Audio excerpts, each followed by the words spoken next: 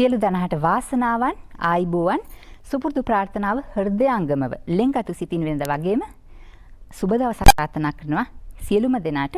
ඉතින් කොහොමද විස්තර? ඔබ හොඳින් සතුටින් සුවෙන් නිරෝගීව ඇති කියලා අපි විශ්වාස කරනවා ප්‍රාර්ථනාව. එයයි අපේ ප්‍රාර්ථනාව ඔබ වෙනුවෙන්. හිතවතුනි, ලෝක වසංගත තත්වයක් හමුවේ මුළු ලෝකයක් අඩපණ වෙලා අපේ රටත් එයට අභියෝගයක් විදිහට අපි ඒක බාර අරගෙන මුණ දීලා මේ ගෙවෙන්නේ పూర్ව පශ්චාත් කොවිඩ් සමය. ඉතින් සෑහෙන කාලයක්, දිග කාලයක් කියලා කියන්න පුළුවන්. දිග කාලයක් මුළුල්ලේ අපේ රටත් ක්‍රියා විරහිතව තිබිලා දැන් අපි අපේ ජන ජීවිතය, ඊට සමගාමීව ආර්ථික ජීවිතය, අපේ සමාජීය ජීවිතය, අපේ සංස්කෘතික දේශපාලන මේ සියලුම දේවල් එකතු කරගෙන රටක් විදිහට අපි නැගිටින උත්සාහ දරන පසුබිමක් අපි නිව් නෝමල්ස් එකක් ගැන කතා කරනවා. ඔබ මේ ගැන දන්නවා. නව සාමාන්‍ය. අපේ ජීවිත මීට මාස කිහිපයකට පෙර ආතුව තිබිච්ච තැන අපිට ගෙනියන්න බෑ. මේ අනතුරත් එක්ක ජීවත් වෙන එක අපිට අද දවසේ මුණ දෙන්න වෙන අභියෝගය බවට පත් වෙනවා. තවමත් එන්නතක් හොයාගෙන නැති. ඩ්‍රග් ඔෆ් චොයිස්, නිශ්චිත ප්‍රතිකර්මයක් හොයාගෙන නැති. මරණය කැඳවන වෛරස් රෝගයක් මුළු ලෝකෙම ආක්‍රමණය කරමින් තියෙන පසුබිමකයි අපි මේ අනතුර එක්ක ජීවත් වෙන එක අවශ්‍යයි කියන එක ඔබට ඒත්තු ගන්නන්න රජය, සෞඛ්‍යාංශ මේ සියලුම දෙනා පසුගිය කාලේ දැඩි උත්සාහයක් දැරුවේ. ලෝකයේ තත්ත්වය ගැන අපි හිතුවොත් මුළු ලෝකයේ සමස්ත ආසාදිත සංඛ්‍යාව ඔබ දන්නවා මේ වෙන විට ලක්ෂ 68ක් ඉක්මවනවා. ලෝකෙ මැරිච්ච පිරිස සමස්ත මරණ 3,97,000ට ආසන්න වෙමින් පවතින්නේ. ලෝකේ තත්ත්වය එහෙම වෙද්දී අපේ රට අතිගරු ජනාධිපතිතුමන්, ගරු අග්‍රාමාත්‍යතුමන් ප්‍රමුඛ රජය, සෞඛ්‍ය අමාත්‍යාංශය, සෞඛ්‍ය අමාත්‍යතුමිය, සෞඛ්‍ය බලධාරීන් සියලුම දෙනා, ත්‍රිවිධ හමුදාව, පොලිසිය, ඒ වගේම රටේ සාමාන්‍ය සිවිල් පුරවැසියන් අපි ඔක්කොම එකතු වෙලා මේ මහ පොළොවේ ක්‍රියාත්මක වෙච්ච යාන්ත්‍රණයක් හින්දා අපේ රට සුරක්ෂිත තැනක, මේ වසංගතය පාලනය කර තැනක තියෙනවා. ඒක සතුටුදායක දෙයක්, අපිට කෘතවේදීව සිහිපත් කළ යුතු දෙයක්. මෙහෙම තියෙද්දී නිර්තදිග මෝසම් සක්‍රියත් එක මේ දවස්වල වහිනවා අපිට. සාමාන්‍යයෙන් ජූනි, ජූලි, අගෝස්තු කියලා කියන්නේ අපි වඩාව බලාපොරොත්තු වෙන කාලයක්. මේ කාලෙදී හිස ඔසවන තවත් උවදුරක් අපිට තියෙනවා. ඩෙන්ගු ගැන කතා කරනවා නේද ආපහු. කොවිඩ් ගැන අවධානයෙන් ඉන්නවා වගේම ඩෙන්ගු අනතුර ගැනත් අපි අවධානයෙන් ඉන්න කියන දේ ගැන මේ වෙන විට මාධ්‍ය හරහා ඔබ දැනුවත්. අද දවසේ ශනිදා ආයිබෝන් මේ සාකච්ඡාව අපි වෙන් කරන්නේ කොවිඩ් අනතුරත් එක්ක ජීවත් වෙන අතරවාරේ අපි කොහොමද ඩෙන්ගු උවදුරට හිස ඔසවන්න ඉඩ නොදෙන විදියට වැඩ කරන්න කියන කාරණාව ඔබ හමුවේ දිගාරින්න. අපි කොහොමද ඩෙන්ගු වලින් පරිස්සම් වෙන්නේ? මොනවද රජය, මොනවද සෞඛ්‍ය බලධාරීන් මේ ගැන දැනට අරගෙන තියෙන වැඩපිළිවෙල වගේ කරුණු කාරණා තමයි මේ ඉදිරි හෝරා එකමාර කාලය තුල අපි ඔබත් එක්ක බෙදා ගන්න බලාපොරොත්තු වෙන්නේ. ඉතින් බලන්න කවුද අපි අද දවසේ මැදිරියට ගෙන්නගෙන තියෙන්නේ කියලා. මම මුලින්ම ආයිබෝන් කියන්න කැමතියි ජාතික ඩෙන්ගු මර්ධන ඒකකයේ අධ්‍යක්ෂකතුමන් අපිත් එක්ක ඉන්න වෛද්‍ය අනුරාධපුර වෛද්‍යතුමන්. ආයිබෝන් ඔබට. ඒ වගේම තමයි ගම්පහ දිස්ත්‍රික් ප්‍රාදේශීය වසංගතවේදී වෛද්‍ය ක්‍රිෂාන්ත සමරවීර වෛද්‍යතුමන්. ආයිබෝන් ඔබට. ආයිබෝන්. හඳුනා ගනිමු රත්මලාන සෞඛ්‍ය වෛද්‍ය නිලධාරීතුමන් වෛද්‍ය ජයලත් ගුණතිලක වෛද්‍යතුමන්. ආයිබෝන්. ආයිබෝන්. ඉතින් අපි සාකච්ඡාවට ප්‍රවිෂ්ඨ ගමු මෙහෙම. අපි COVID-19 ගැන මේ වෙන විට සමාජයේ ඉතා හොඳින් දැනුවත් කරලා මේ අනතුරත් එක්ක ජීවත් වෙන එක ගැන යාවත් කාලින වෙමින් මිනිසුන් දැනුවත් කරමින් ඉන්න කාලයක් මේ. මේක එක පැත්තක තියාගෙන වෛද්‍යතුමනි ඩෙන්ගු උවදුර අපි දැන් මේ කාලේ මේ තරම් අවධානය යොමු කළ යුත්තේ ඇයි කියන කාරණාව මුලින් පැහැදිලි කරමු. අපේ පහුගිය අවුරුදු 10 15 20 ගත්තොත් අපිට තියෙනවා අත්දැකීමක් හැමදාම මේ වර්ෂාවට පසුව මෝසම් වර්ෂාවෙන් පස්සේ ඩෙන්ගු රෝගය වැඩිවීමක් වෙනවා. විශේෂයෙන්ම මැයි මාසය අග වෙනකොට මෝසම් වර්ෂාව ආරම්භ වෙනවා. මැයි මාසය අග ඊට පස්සේ ජූනි, ජූලි, අගෝස්තු වෙනකොට තමයි ඩෙන්ගු රෝගය ලංකාවේ බහුලවම හමුවන්නේ. ඒ වගේම ඊළඟ මෝසම් වර්ෂාව ඔක්තෝබර්, නොවැම්බර්, දෙසැම්බර් වෙනකොට ඒ කාලේ එතකොට නොවැම්බර්, දෙසැම්බර්, ජනවාරි වල වැඩි වෙනවා. විශේෂයෙන්ම උතුරු නැගෙනහිර ප්‍රදේශවල. එතකොට අපිට මේ වෙලාවේ තියෙන අනතුර අවසානම තමයි දැන් වර්ෂාව ආරම්භ වෙලා තියෙනවා. අපි දන්නවා පහුගිය කාලේ බැලුවාම මේ වර්ෂයේ තමයි ඩෙන්ගු රෝගීන් අඩුවෙන්ම වාර්තා වෙන්නේ මාර්තු මාසයෙන් පසු මාර්තු අප්‍රේල් මැයි වල පසුගිය වර්ෂ 10ක විතර කාලයක් සැලකුවාම ඉතාමත් අඩු සංඛ්‍යාවක් තමයි වාර්තා වෙන්නේ. නමුත් දැන් තියෙනවා අපව අවදානම ක්‍රමයෙන් වැඩිවීමක් අපිට දකින්න ලැබෙනවා. මේ වැඩිවීමත් සමග අපිට විශේෂ අවධානයක් යොමු කරන්න ඕනේ මේක වසංගත තත්යකට පත්වීම වළක්වා ගැනීම. ඒ සඳහා දැන් තමයි ක්‍රියාත්මක වෙන්න ඕනේ. මොකද ඉස්සරහට වැඩි වෙනවා නම් ඩෙන්ගු කියන්නේ මදුරුවෙක්ගෙන් බෝවෙන රෝගයක්. මේක වෛරසය අරන් යන්නේ මදුරුව වැඩි වෙනකොට තමයි ඩෙන්ගු වැඩි වෙන්නේ. දැන් අපිට පුළුවන් නම් මදුරුව වැඩිවීම වළක්වා ගන්න. අපිට පුළුවන් ඉස්සරහට ඩෙන්ගු වැඩිවීමත් වළක්වා ගන්න. අපිට සංඛ්‍යා ලේඛනත් එක්ක චුට්ටක් පැහැදිලි කරන්න පසුගිය වසර කිහිපයට සාපේක්ෂව මේ වසරෙත් මේ වන විට 28ක පමණ මරණ වාර්තා වෙනවා ඩෙන්ගු රෝගික 22ක්. අපි පොඩක් මේ සංසන්දනාත්මකව පෞද්ගලික අවුරුදු දෙකක බලනවා නම් ඇත්තට ගත්තොත් අපේ ලංකාවේ වැඩිම ඩෙන්ගු වසංගතයක් තිබුණේ 2017. 2017 රෝගීන් වාර්තා වෙනවා 1,86,000ක් විතර. මරණ වාර්තා වෙනවා 440කට වැඩි සංඛ්‍යාවක්. ඒ වගේම ගිය වර්ෂයේ 2019 වර්ෂයේ රෝගීන් ලක්ෂයකට ආසන්න සංඛ්‍යාවක් වාර්තා වෙනවා. එතකොට මරණ 150ක් විතර වාර්තා වෙනවා. මෙහෙම බැලුවාම මේ වර්ෂයේ මේ වෙන විට වර්ෂයේ පුරාම ඩෙන්ගු රෝගීන් 20000කට ආසන්න ප්‍රමාණයක් ඉන්නවා. මරණ 22ක් වාර්තා වෙලා තියෙනවා දැන්. එතකොට හැබැයි මේ ඩෙන්ගු රෝගීන් මේ වර්ෂයේ බැලුවමත් ජනවාරි මාසයේ තමයි වැඩි වීම. මොකද ගිය වර්ෂයේ මෝසම් වර්ෂාවේ ප්‍රමාදයක් සමග ගිය වර්ෂයේ වගේම අපිට අත්දැකීමක් තියෙනවා අවසාන මාස පහේ දීර්ඝකාලීනව තිබුණා කඩින් කඩ වර්ෂාව. ඒකත් එක්ක අන්තිම මාස කිහිපයේ වැඩි වුණා. නොවැම්බර් තමයි වැඩිම තිබුණේ. ඊපස්සේ දෙසැම්බර් ජනවාරි වලත් යම් ප්‍රමාණයක් ඒ කියන්නේ අඩු වෙන පැත්තට පැමිණීමක් තිබුණා. නමුත් අපිට මාර්තු මාසයේ සිට පැහැදිලි අඩුවීමක් දක්න ලැබෙනවා. මේකට විශේෂ හේතු කිහිපයක් තියෙනවා. විශේෂයෙන්ම අපි මේ වර්ෂයේ ඩෙන්ගු පාලන කටයුතු වර්ෂය ආරම්භයත් සමගම ඩෙන්ගු අඩු වෙන පැත්ත තියෙද්දිත් අපි පටන් ගත්තා. ඒකම අපිට දකින්න ලැබුණා මේ වර්ෂයේ යම් වියලි කාල ගුණයක් තිබුණා අවුරුදු මුල. ඊළඟට දේ තමයි ඉතාමත් හොඳින් මේ වර්ෂයේ විශේෂයෙන්ම නවරජයපත් වුණාන් පස්සේ පිරිසුදු කිරීම කටයුතු ප්‍රාදේශ සභා නගර සභා පළාත් පාලන ආයතන වල කුණු ඉවත් කිරීමේ කටයුතු ක්‍රමවත් වුණා.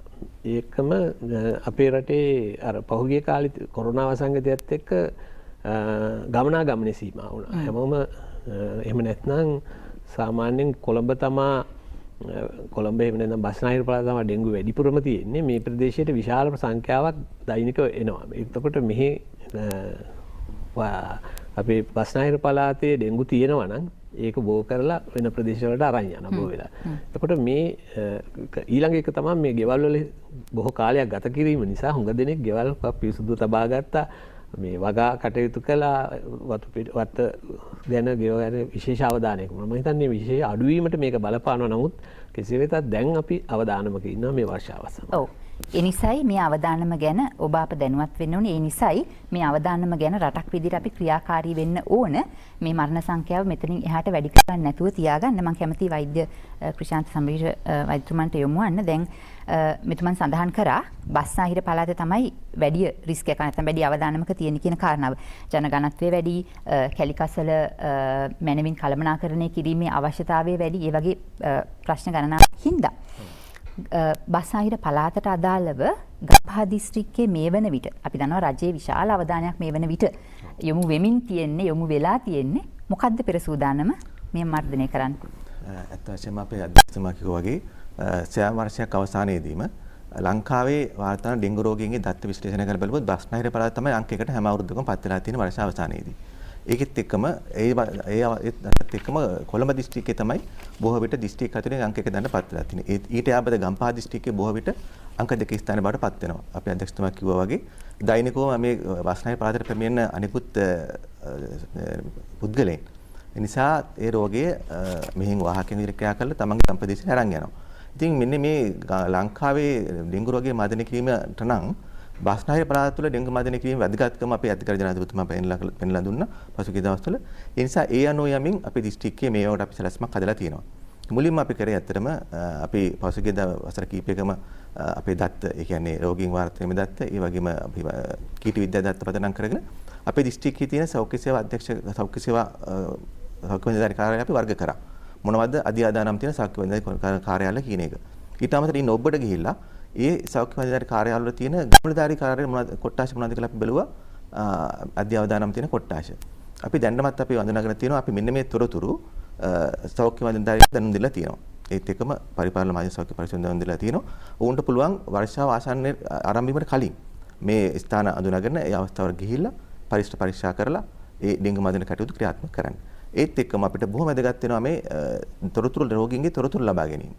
බොහොම ඉක්මනින් අපිට තොරතුරු ලබා ගැනීම තිබුණොත් අපිට පුළුවන් ඉක්මනට මේ රෝගියා ගාවට ගිහිල්ලා ඒ පරීක්ෂා කිරීම කියලා ඒ වගේම අවශ්‍ය දමාන කටයුතු කරලා ඒ ඩෙංගු මදන කටයුතු කරන්න. මේකට අපි බොහෝ විට දැන් භාවිතා කරන ඩෙන්සිස් කියන අපි සංගත යෝගාංශයෙන් භාවිතා කරන තොරතුරු පද්ධතිය. මේකට අපිට බොහෝ විට තොරතුරු ලැබෙන්නේ රෝගියෙකු තොරතුරු ලැබෙන්නේ රෝගියා රෝහලට ඇතුළත් වුණාට පස්සේ.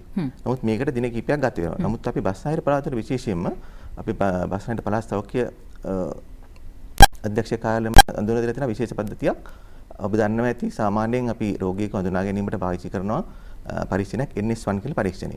මේ පරීක්ෂණය බොහෝ විට සිදු කරන්නේ පෞද්ගලික රසායනගාර තුලින්.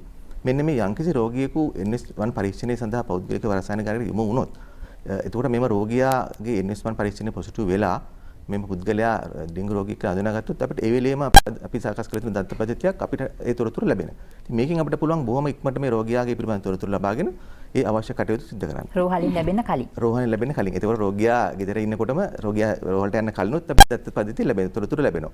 මේක අපි ඉදිරියේදී ඇත්තට මම හිතන්නේ පහුගිය මාස කිහිපය තුළ අපි මේක අත්දැක බැලුවා.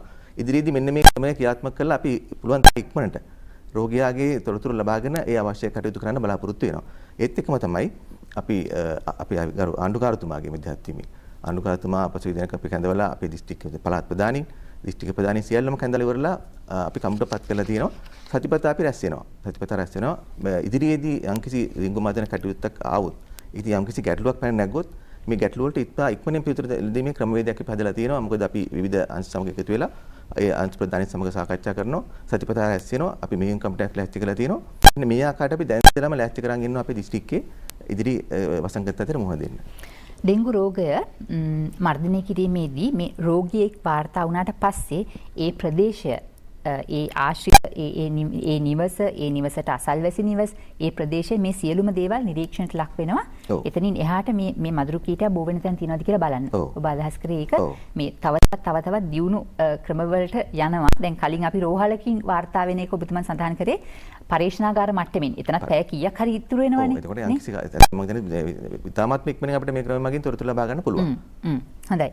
මම කැමති ඔබතුමන්ට යොමු වන්න. දැන් අපි සෞඛ්‍ය පද්ධතියක් ගැන කතා කරනවා. මේ COVID-19 මේ මට්ටමට පාලනය කරගන්නත් ලංකාවේ ඓතිහාසිකව මෙහි පළපදියම් වෙච්ච දිගු ඉතිහාසයක් තියෙන මේ සෞඛ්‍ය පද්ධතිය උදව් වුණා කියන කාරණාව අපි හැමෝම පිළිගන්නවා සහ අගය කරනවා.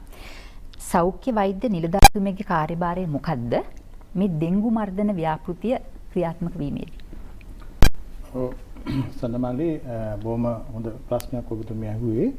අපේ අධ්‍යක්ෂකතුමාත් වෛද්‍ය ක්‍රිෂාන්ත මහතාත් පැහැදිලි කරා මූලිකව සෞඛ්‍ය වෛද්‍ය නිලධාරී කාර්යාලයක් කියපුවාම එහි මූලිකව විශේෂම අතිරේක සෞඛ්‍ය වෛද්‍ය නිලධාරීන්ගේ ඇතුළු ප්‍රධාන මහජන සෞඛ්‍ය පරීක්ෂණ නිලධාරීතුමා ඒ යටතේ වැඩ කරන අනිකුත් මහජන සෞඛ්‍ය පරීක්ෂණ නිලධාරීන් කීට විද්‍යා නිලධාරීන් ඇතුළු විශේෂයෙන්ම ඩෙංගු මර්ධනයට සම්බන්ධ වෙන ඩෙංගු මර්ධන සහායක කට්ටිය ඉන්නවා.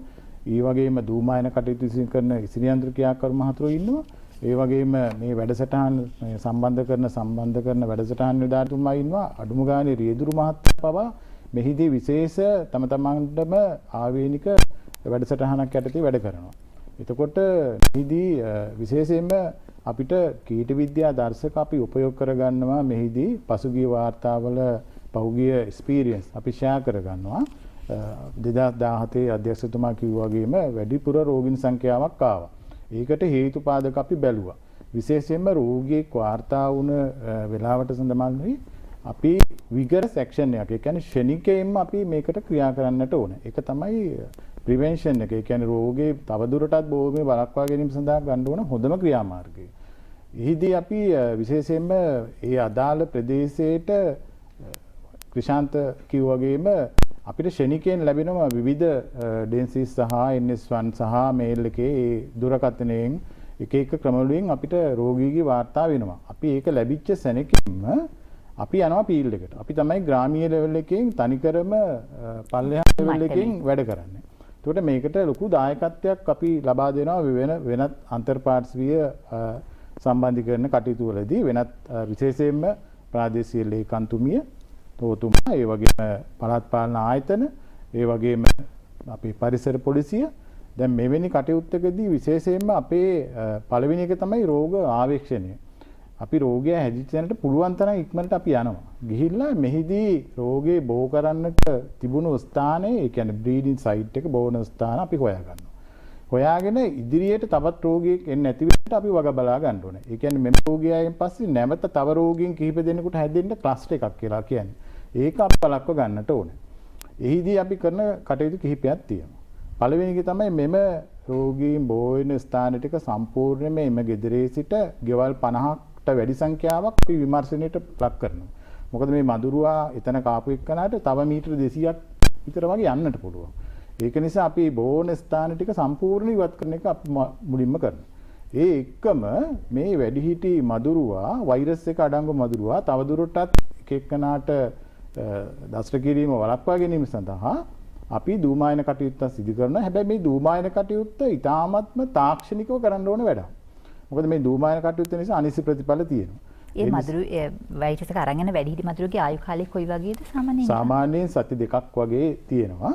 අපි මේ මදුරු වාගේ සඳමාලි ආපු විදියට එයාගේ සයිකල් එකේ අවස්ථා 4ක් තියෙනවා. වැඩියෙන්ම අපි ඉන්නේ මේ සයිකල් එකේ බිත්තර ඊට පස්සේ අපි කීටයා ඊට පස්සේ පිලවා මේ ඔක්කොම තියෙන්නේ ජලයේ. අර මදුරුවා විතරයි එළියේ ඉන්නේ. ඉතින් අපිට මේක පාලනය කිරීමේදී මූලිකව මේක ඩෙන්ගු කියන්නේ කන්ටේනර් බ්‍රීඩර්ස්. ඒ කියන්නේ බෝ වෙන්නේ කන්ටේනර් එක. ඒ නිසා අපි ඒක සම්පූර්ණ අයින් කරන්නට ඕනේ. එතකොට අපිට ඒක මේ විශේෂයෙන්ම වතුර හැදෙන නිසා අපිට මුලින්ම රෝගේ ප්‍රිවෙන්ෂන් කරගන්න බෝ වෙන ස්ථාන වළක්වා ගැනීම තමයි මේකෙදි කරන්නේ. ඒකට පිහිටි මදුරුවා දෂ්ට කිරීම තවදුරටත් වළක්වන්න තමයි දූමායන කටයුතු කරන්නේ. ඒක දූමායන කරන්නේ ඒ නිවසේ සිට අරේ ගත්තාම මීටර 200ක් වටේට අපි ඒ ටික සම්පූර්ණ ආවරණ විදිහට දූමායන කටයුත්තක් කරනවා. මුලින් ඒ ගැන අපි කියනවා. අහවල් දවසේ මේ වෙලාවට කරනවා කියලා විශේෂයෙන්ම ඒක අපි ඒකට ඇනවුන්ස්මන්ට් සිස්ටම් එකක්. ඒ කියන්නේ සංවේදනය කරනවා.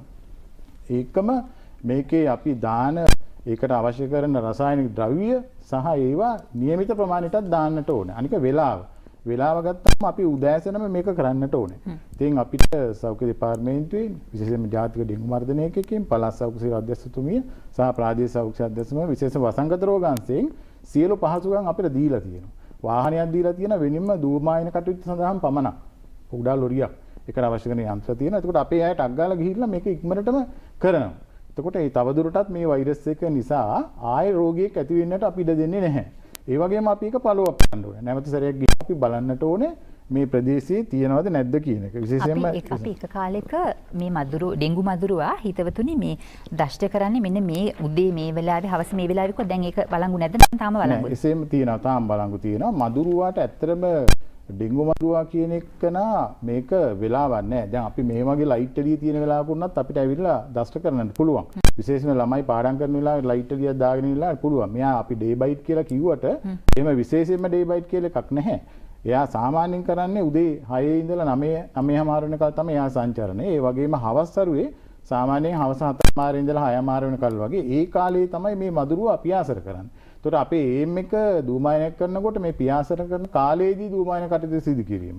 එතකොට අපිට ජනතාවගෙන් ලොකු සහායක් ලැබෙනවා. නැතුව දවල් වරුවේ මදුරුවා දෂ්ට කරන්නේ නැහැ කියලා එකක් නැහැ නේද? ඒක නේද ඔබ කියන්නේ? අපිට ගෙදරක ඉන්නකොට අපි රෙස්ටින් ප්ලේසස් තියෙනවා මෙයාලා.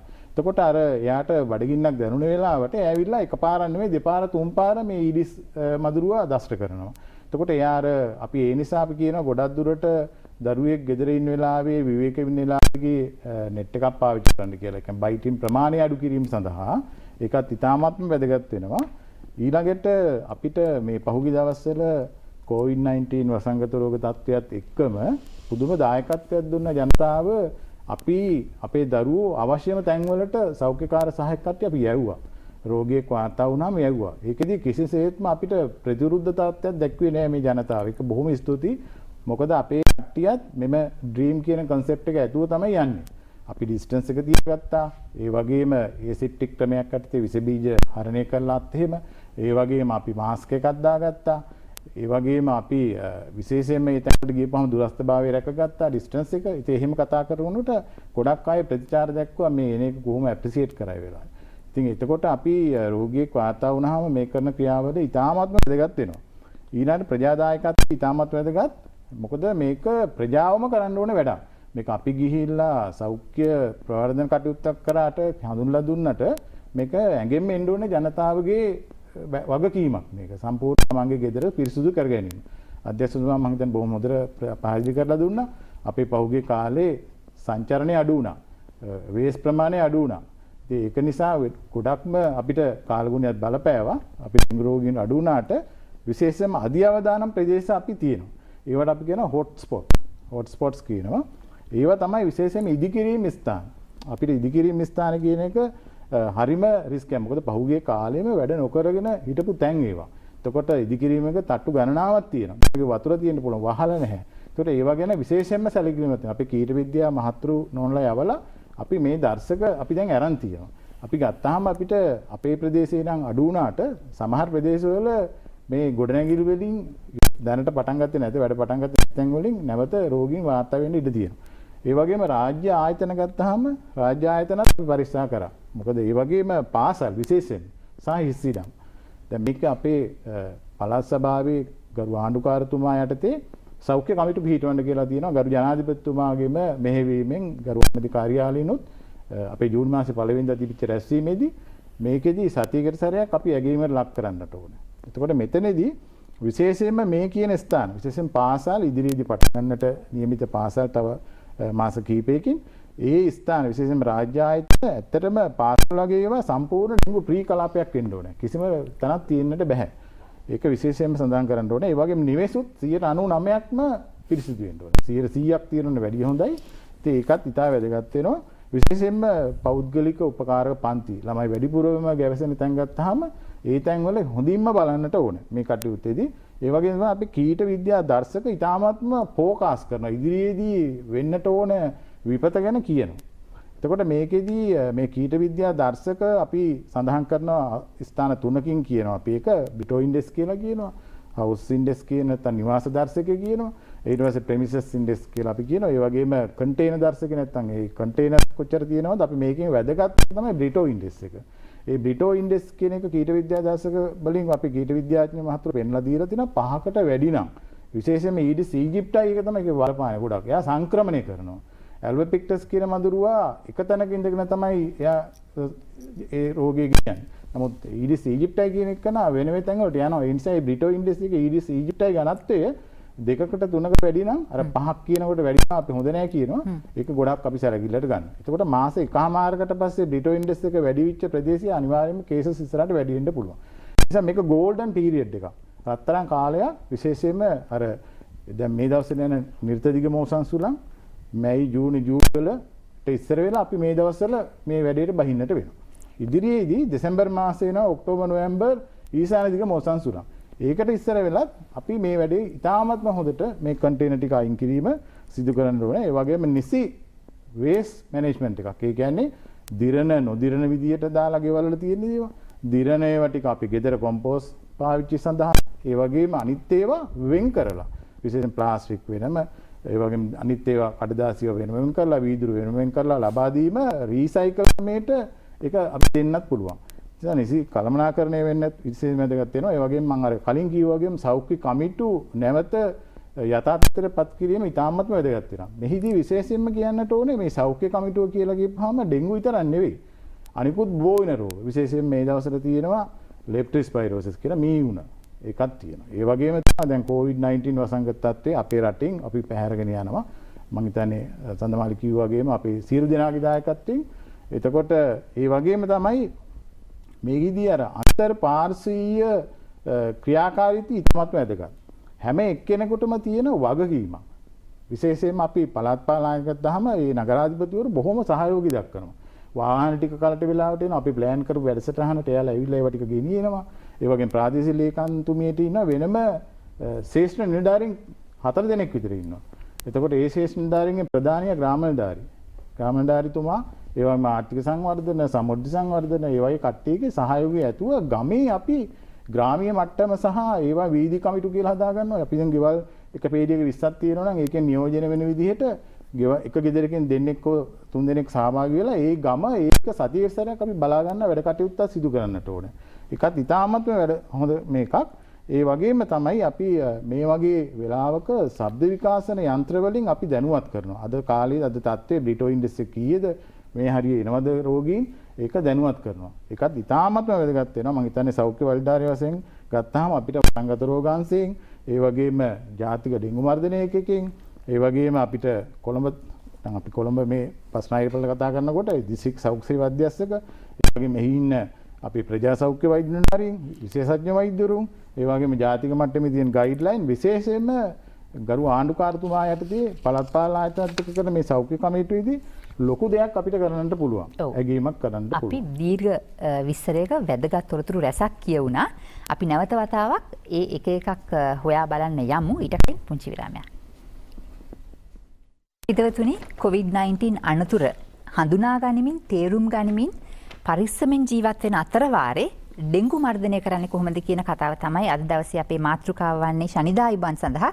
ඒ සාකච්ඡාවේ තමයි නියැලලා හිටියේ. අර කලින් අපි විරාමයට කලින් සඳහන් කරපු කාරණා කීපයක් ගැන ඉක්මනට ඔබේ අවධානය යොමු කරන්න කැමතියි. දැන් අපි හිතනවා සමහරක් වෙලාවට ඩෙංගු මදුරුව දෂ්ට කරන්නේ උදේ හවසයි විතරයි කියලා. එහෙම මතයක් අපි අතරේ තියෙනවා. උදෑසන වෙලාව උදේ 6 9 වගේ වෙන්න පුළුවන්. හවස 4 ඉඳලා 9 වෙන්න පුළුවන්. ඒ වෙලාව මදුරුවා සංචරණය කරන නැත්නම් පියාසර කරන වෙලාව දවසේ ඕනෑම කාලයක ඩෙංගු මදුරුවෙක්ගේ දෂ්ට කිරීමට ඔබ ලක් වෙන්න පුළුවන් කියන කාරණාව මේ වෛද්‍යතුමන් ඉස්මතු කරේ. ඒක එකක්. අනිත් එක තමයි ඔබ බත්ත පිටිය සුද්ධ කරනකොට මේ මීටර 200ක් විතරක් සුද්ධ කරගන්න කියලා නෙමෙයි කියන්නේ. මේ මදුරුවාට පියාසර කිරීමේ හැකියාව තියෙන මීටර 200ක පමණ පරිධියක් තුල කියන එකත් මේ සාකච්ඡාවේදී ඉස්මතු වුණා. ඒ හින්දාම තමයි අර දුමායනය කිරීම මදුරුවා සංචරණය කරන වෙලාවට උදේ සහ හවසට ફોකස් කරලා ඉලක්ක කරලා කරනවා කියන එක සඳහන් කරේ. මේ සියල්ල කියන්නේ COVID-19 වලින් පරිස්සමෙන් ජීවත් වෙන අතර වාරේ ඩෙංගු හදාගන්න නැතුව ජීවත් වෙන්න ඕනේ කියලා අපි විශ්වාස කරන හින්දා. වෛද්‍යතුමන්ට යොමු වන්නේ වෛද්‍යතුමනි දැන් අපි පසුගිය දිනක මාධ්‍ය හරහා දැනුවත් වුණා අතිගරු ජනාධිපතිතුමන් ඩෙංගු මර්ධන කාර්යසාධක බලකායක් හැඳවලා ත්‍රිවිධ හමුදාපතිවරුන් සෞඛ්‍ය බලධාරීන් පරිසර පොලිස් මේ හැමෝම ගෙන්නලා නැවත වතාවක් සිහි කැඳවීමක් කරලා උපදෙස් ගණනාවක් දුන්නා කොහොමද මේ වැඩේ වඩාත් සාර්ථකව කරන්න කියලා. එයත් හිතේ තියාගෙන මම කැමතියි ඔබතුමාගෙන් අහන්න මුළු ලංකාවම දිවයිනම ආවරණය වෙන පරිදි ක්‍රියාත්මක වෙන වැඩපිළිවෙල කොහොමද වෙන්නේ කියලා. ඇත්තටම ඒ ජනාධිපතිතුමා කැඳවන ලද ඩෙංගු මර්ධන ජනාධිපති කාර්යසාධක බලකාය කියන්නේ අපේ ඩෙංගු මර්ධනය කිරීමේ මූලිකම කණ්ඩායම.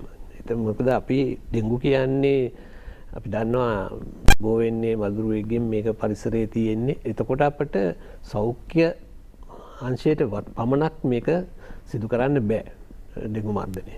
මේක විශේෂයෙන්ම සියලුම ජනතාවගේ වගකීමක් වෙනවා. ඒ වගේම සියලුම මාත්‍යාංශ සියලුම බලධාරීන් හැමදෙනා එකතු වුණොත් තමයි අපිට මේක කරන්න පුළුවන් වෙන්නේ. ඒක නිසා ජනාධිපතිතුමාගේ මූලිකත්වයෙන් එදා ඒකම අගමැතිතුමාත් මේ රැස්වීමට සහභාගී වුණා. මේ සියලු දෙනා ඒ වගේම සෞඛ්‍ය අමාත්‍යතුමිය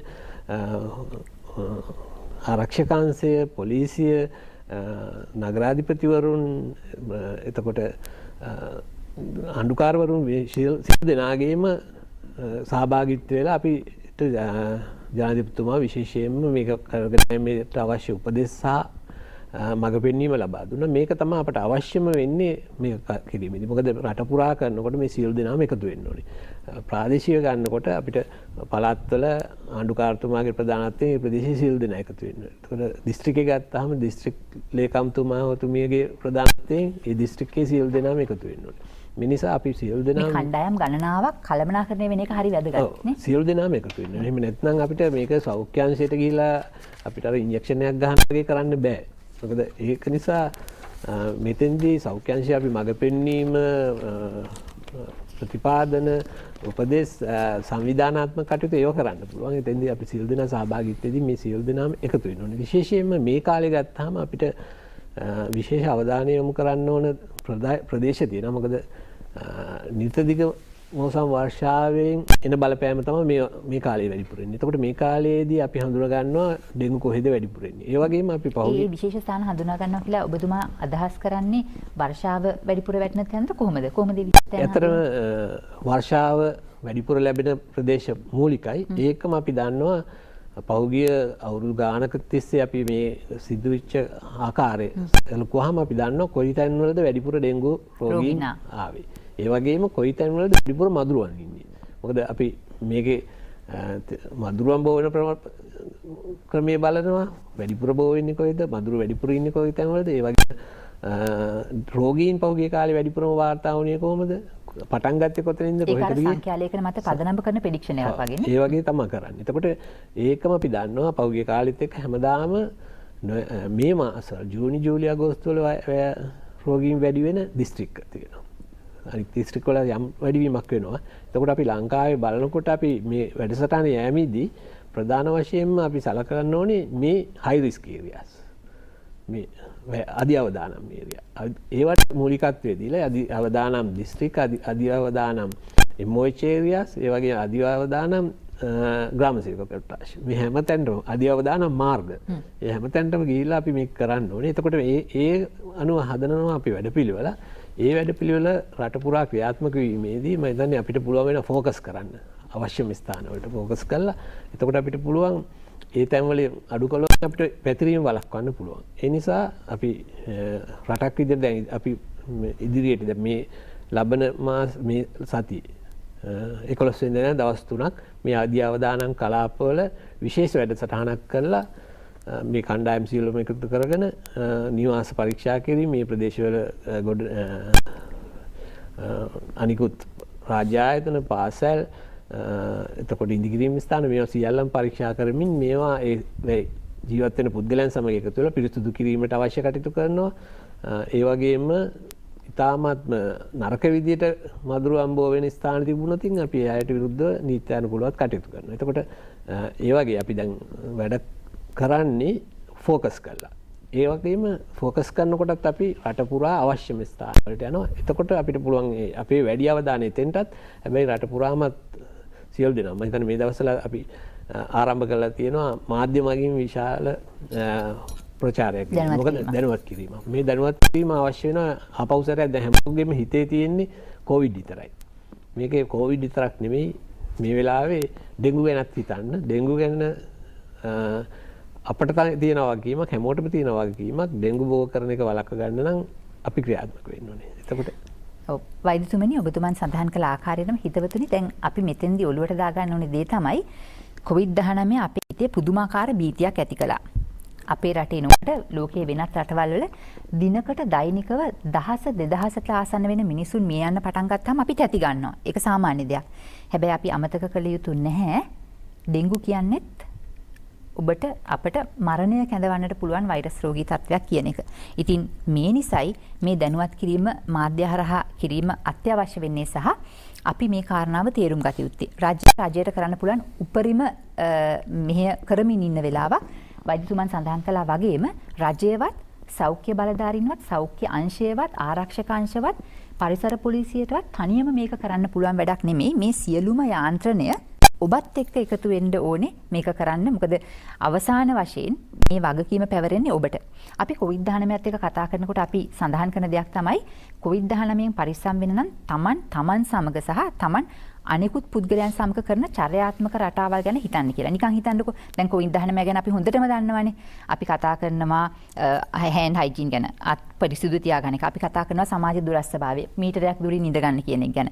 අපි කතා කරනවා respiratory etiquette, ශ්වසන ආචාර ධර්ම ගැන අපි කතා කරනවා. ඒ තමන් එකයි තමන් අනුන් එක්කයි පවත්වන චර්යාවන්. එතකොට ඩෙන්ගු තමන් පරිසරය එක්ක පවත්වන අන්තර්චර්යා. මේ දෙක ඊටාම හොඳින් තේරුම් අරගෙන අපිට පරිස්සම් වෙන්න පුළුවන් නම් අපේ නිරෝගීකම ගැන අපිට යම් තහවුරුවක් ලබා ගන්නට පුළුවන්. මම කැමති වෛද්‍ය ක්‍රිෂාන්ත වෛද්‍යතුමන්ට යොමු වන්නට දැන් මූලික වශයෙන්ම මදුරු කීටයන් බෝවන තැන් හඳුනගන්න එක අත්‍යවශ්‍යයි. අධ්‍යක්ෂතුමා සඳහන් කරා වගේම ෆෝකස් කළා අධි අවදානම් කලාප හඳුනාගෙන ඒවට අදාළ වැඩ කරනවා වගේම තමයි මදුරු කීටයන් බෝවන ස්ථාන කලින් හඳුනා ගන්න විශේෂිත ක්‍රමවේදයක්. ඒ ගැන අපිට කියන්න.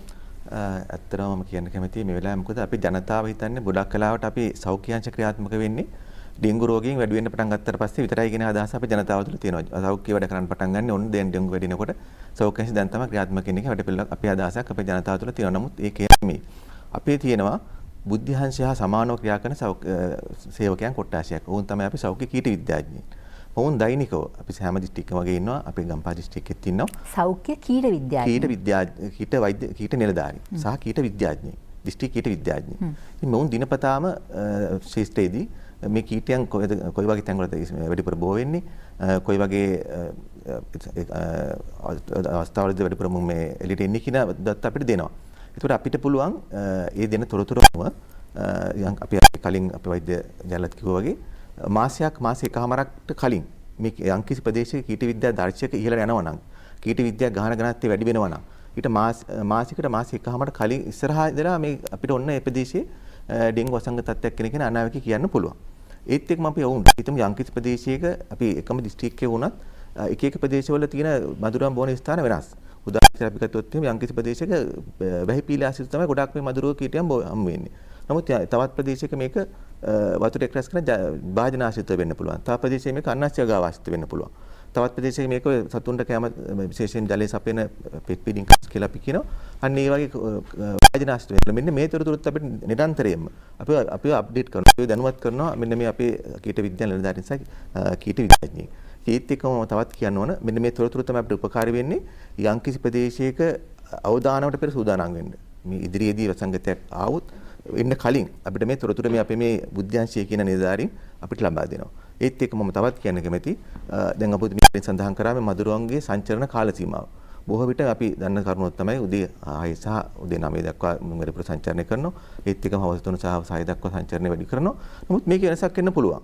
මෙන්න මේ වෙනස් වීමක් තියෙනවද කියන එක ගැන තොරතුරුත් අපිට මේ සෞඛ්‍ය කීට නිලධාරීන් සපයලා දෙනවා. ඒත් එක්කම ඔබ දන්නවා ඇති අපි බොහෝ විට දැන් රස පාවිච්චි කරනවා මේ දුමානයට. දුමානීත් එක්කම කීටනාශක පාවිච්චි කරනවා. කීටනාශක වලට දැන් මේ මදුරුවන් ඔරොත්තු දෙනවාද නැත්නම් ප්‍රතිරෝධීද? මේ අපිට පාවිච්චි කරන වැඩක් තියෙනවද කියලා මෙන්න මේ ආසිත පරීක්ෂණත් සිදු කරලා අපිට වැදගත් තොරතුරු අපිට ලබා දෙනවා මෙන්න මේ කීට විද්‍යා නිලධාරීන්. මෙන්න මේ වයින් තමයි අපි ඉස්සරහට වෙන්න පුළුවන් යම්කිසි ප්‍රදේශයක වෙන්න පුළුවන් වසංගත තත්ත්වයක් ඇතිවීමට කලින් තොරතුරු ලබා ගන්න. ඔව්. හිතවතුනි අපි සමහරක් වෙලාවට අර නිකන් ලැබෙන දේවල් වල අගයක් නැහැ කියන හිතුවිල්ල ඉඳලා අපි හිතන සමහරක් වෙලාවට රෝගියෙක් වාර්තා වුණාට පස්සේ තමයි ඔන්න හොයන්න එනවා මේ පැත්ත කියලා. නිකමට හිතලා බලන්න ඊට වැඩිය කොච්චර විශාල වැඩපිළිවෙලක් ඒ පිටිපස්සේ ක්‍රියාත්මක වෙනවද කියලා. මේක විද්‍යාත්මක ප්‍රවේශයක්. අපි හිතුවොත් එහෙම අර COVID-19ට රට සූදානම් වෙච්ච ආකාරයෙන්ම සූදානම් වෙලා තමයි ඩෙන්ගු මර්ධනය කිරීමටත් තියෙන්නේ. මේක පාලන අධිකාරියේ ඉහළම තැන ඉඳලා අතිශයින්ම අවධානය යොමු කළා පාලනය කරන්නට උත්සාහ කරන රෝගී තත්ත්වයක්. ඒ නිසායි ඔබේ සහයෝගය අවශ්‍ය වන්නේ. මේ කිසිම දෙයක් සාර්ථක කරගන්න බෑ ඔබේ හිතෙන් ඒ හැබෑ හැඟීම ආවේ නැත්නම් අපි පරිස්සම් වෙන්න ඕනි කියන එක. අපි කතා කරන්නේ ජීවිතය සුරක්ෂිත කරගන්න එක ගැන. වෙන මොනවා තිබ්බත් නිරෝගීකම නැතුව වැඩක් නැහැ කියලා අපි විශ්වාස කරනවා. ඒ වගේම තමයි මේ වගේ මාරාන්තික ලෙඩක් හැදිලා හොඳ වෙලා ඊට පස්සේ එකෙන් රිකවර් කරන්න ගන්න විශාල වෙහෙසට වැඩිය පරිස්සම් වෙන්න පුළුවන් දේවල් පරිස්සම් වෙන්න පුළුවන් තැන්වලදී පරිස්සම් වෙමු කියලා යෝජනා කරන්න කැමතියි. ඔබට වෛද්‍ය ජයලත් වෛද්‍යතුමන්ට මම යොමු වෙන්නේ ඩෙන්ගු රෝගය පැතිරීම වළක්වන්න මොනවද කරන්න පුළුවන් ජනතාවට කෙටියෙන්? ඔව් මම මුලින්ම මම හිතන්නේ වෛද්‍ය ක්‍රිෂාන්ත මහතාත් කතා කරා අර ඩෙන්ගු බෝ වෙන ස්ථාන ටික ඉස්සෙල්ලා පැහැදිලි කරොත් හොඳයි. මම හිතන්නේ මේ වෙලාවේ තිරයේ ඔස්සේ ඒ නරඹන්නට ලැබෙවි සිය දෙනාටම. මුලින්ම අපිට මේ ඉදිකිරීම් පරිසර තමයි ගොඩක්ම ප්‍රශ්න තියෙන්නේ. ඒවට වෙනම විශේෂිත සෞඛ්‍ය ආරක්ෂණ නිලධාරීවරයෙක් පත් කරගන්නට ඕනේ. තමන්ගේ වැඩබිමක ඉඳලා තියෙන වෙලාවක එයා තමයි සම්පූර්ණ වගකීම ගන්න ඕනේ. දැන් මේ අපේ තිරේ දිස්සෙන්නේ විශේෂයෙන්ම වැහි පිහිල්ලක කොච්චර වතුර ප්‍රමාණයක් තියෙනවද කියන එක පේනවා මෙතන. අපිට යෝගට් කප් 10 ගුණයක ප්‍රමාණයක් මේකේ අපිට පේන්නට තියෙනවා මේ වැහි පිහිල්ලෙන් එන වතුර ප්‍රමාණය. මේක පෞද්ගලිකව අපි පරික්ෂා කරන අවස්ථාවක දැකපු දෙයක්. ඒ නිසා මේ පීලි ගැන විශේෂයෙන්ම අපි සඳහන් කරන්න ඕනේ. ඒ පීලි එහෙම නැත්නම් ගටස් ඒවා બ્લોක් නොවි පවත්වාගෙන යාම ඉතාමත්ම වැදගත් වෙනවා. සතියකට සැරයක් ඒවා පරිස්සමෙන් ඒවා සුදුසු පුද්ගලයෙක් කියලා නැගලා මේක කරන එක. දැන් මේ වගේ අපි ඉටරෙද්දක් ගත්තාම ඉටරෙද්දක වුණත් වැලි ගොඩක් හරි වහලා තියෙන තැනක මදුරුවෝ බෝ වෙන්නට ඉඩ තියෙනවා. ඒ වගේ තැන්වල විශේෂයෙන්ම මේ මදුරුවා හරි ආසයි විශේෂයෙන්ම ඩෙන්ගු මදුරුවා බෝ වෙන්නේ අපි කලින් කිව්වා වගේම කන්ටේනර් බීඩර්ස් ඉඳලා පෘෂ්ඨයක් තියෙන්නට ඕනේ මෙහා බිත්තර දාන්නට. ඒ පෘෂ්ඨය අලවනවා. එක වරකට බිත්තර 100ක් විතර දානවා. ඒක අනිවාර්යයෙන්ම ජලය සහිත පෘෂ්ඨයක් වෙන්න ඕනේ නේද? පැහැදිලි වතුර. පිරිසිදුම වෙන්න ඕනේ. පැහැදිලි වතුර. ඒ වගේම පෘෂ්ඨයක් අලවන්න පුළුවන් තරක තමයි වෙන්න ඕනේ. කියන්නේ කන්ටේනර් බ්‍රීඩර්ස්ලා කියලානේ අපි කියන්නේ. එතකොට මම හිතන්නේ මේ ඉදිරියේදී අපි දක්වන ඡායාරූප වලින් අපිට දැක් ගන්නට ලැබෙන්නේ. ඒකද අපි කියන්නේ වෛද්‍යතුමනි ගලාගෙන යන ජලයේ මේ මදුර බිත්තර දාන්නේ කියන්නේ ඒ පදනමේ ඉඳලාද? බොහොම හොඳයි. හරියට හරි. සාමාන්‍යයෙන් මේක ස්ටැග්නන්ට් වෝටර්. ඒ කියන්නේ එක තැන තියෙන වතුර වල තමයි ගලා යන බෝවෙන මදුරුවෝ ඉන්නවා. වෙනත් මදුරුවෝ. දැන් මැලේරියා මදුරුවෝ වෙන්න පුළුවන්, බරවා මදුරුවෝ වෙන්න පුළුවන් ඒවා. නමුත් ඊඩිස් ඊජිප්ටයි සහ ඇල්බර්ටිස් කියන රෝග මේ බෝ කරන ඩෙන්ගු බෝ කරන මදුරු දෙන්නා ගොඩක්ම ඉන්නේ ස්ටැග්නන්ට් වෝටර්. ඒක එක තැන තියෙන ඒ වගේ. ඒක පැහැදිලි වතුර. ඒක කාබනික දේවල් තියෙන්නට පුළුවන්. ඒ තැන් තමයි විශේෂයෙන්ම අපි බලාපොරොත්තු වෙන්නේ මේකද කියන්නට. වෛද්‍යතුමනි මේ වතුර තියෙන අපි හිතමු පොළවේ බිම තියෙන පොන්ඩ් එකක් හරි මාළු ටැංකි වල හරි මේ කීටයට බිත්තර දාන්න පුළුවන්ද? පුළුවන්.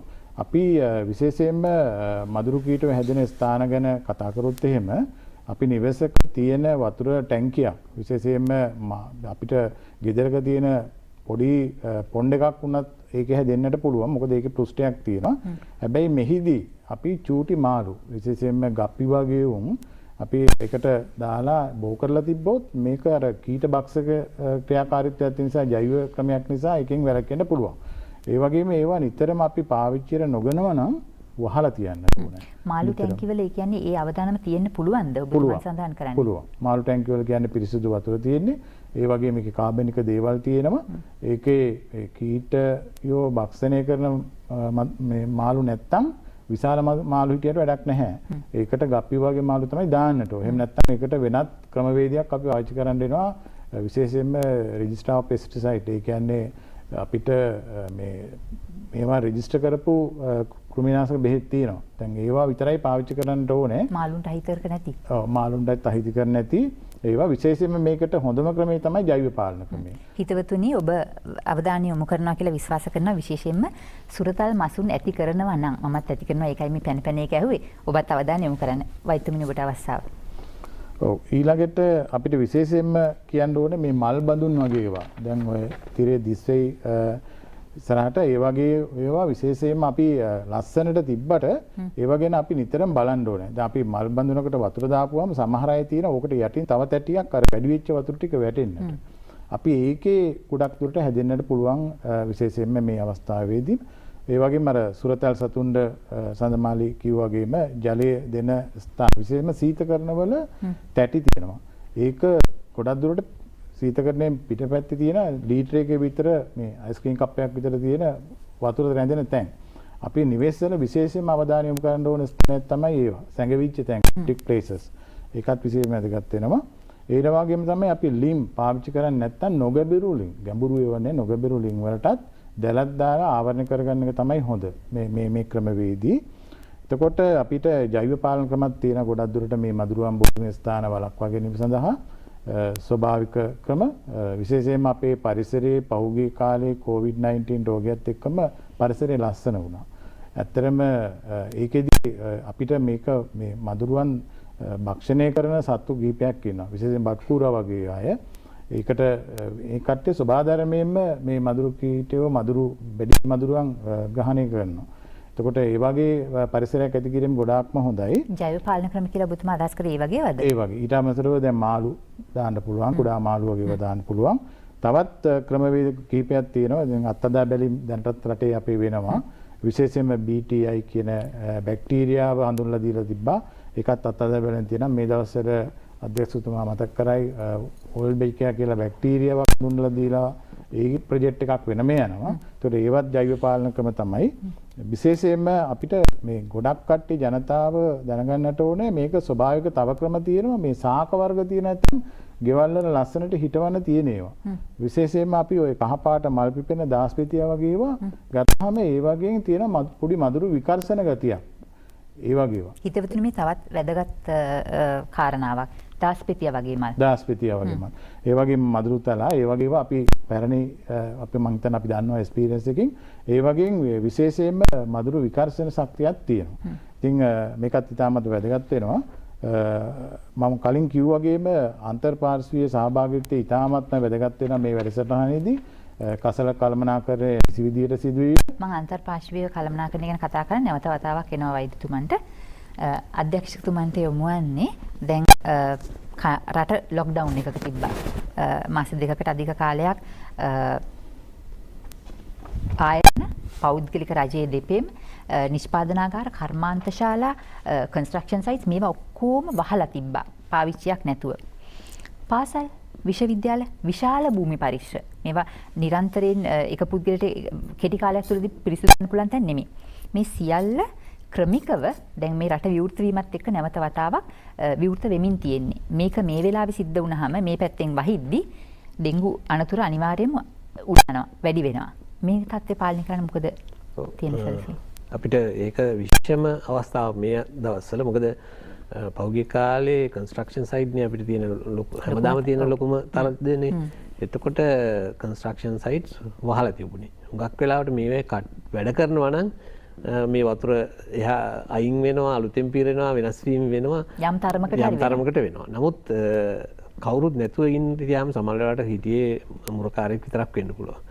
එතකොට මේවා සම්පූර්ණ වතුර තියෙනවා, මදුරු වෙනවා, මදුරු විතර දාලා මේවායි ලොකු අනතුරක් තියෙනවා. එතකොට අපි දැන් වහාම මේවා පටන් ගන්න ඉස්සෙල්ලම මේවා පිරිසුදු කිරීම පටන් ගන්නවා. ඒක සඳහා අපේ ওই ප්‍රාදේශීය විශේෂයෙන්ම සෞඛ්‍ය වෛද්‍ය නිලධාරීවරුන්ට ඒ වගේම PHI මහත්වරුන්ට අපි උපදෙස් දීලා තියෙනවා මේ හැම ස්ථානයක්ම පරීක්ෂා කරන්න.